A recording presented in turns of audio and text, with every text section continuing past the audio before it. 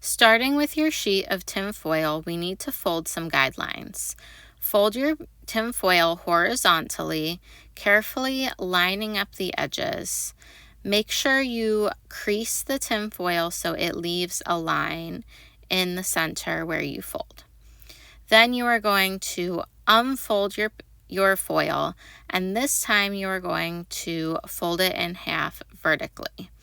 So from the bottom to the top, fold it up, line up the edges carefully, and crease it again.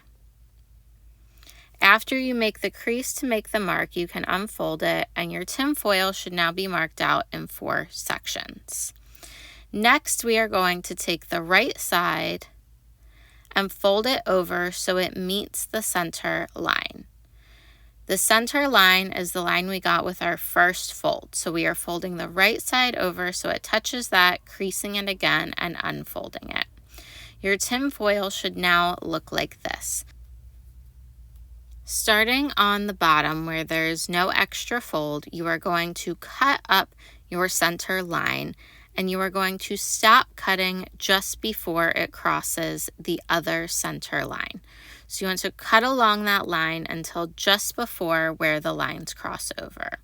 On the other side, you are cutting only to the first line. So you are making a shorter cut, but you are cutting this into thirds. You want 3 different sections cut up to that first fold line. Now going back to the first cut, you are going to take one of the cut sections and crumple it between your hands gently.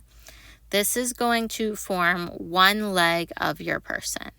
Take the other half and crumple that leg gently as well. You do not need the foil to be squished super tightly down. Your person should now look something like this with 2 legs and weird wings. Then you are going to squish the middle. This is going to start creating the body where the legs come together. And finally, you can start forming the arms from the 2 wings sticking out at the side. This will leave you with only the head left to gently form into a ball.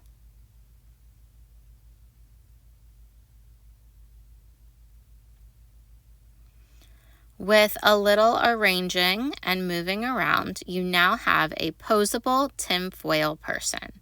We are going to use this tinfoil person to model, and we are also going to be able to use him to trace out Keith Haring characters.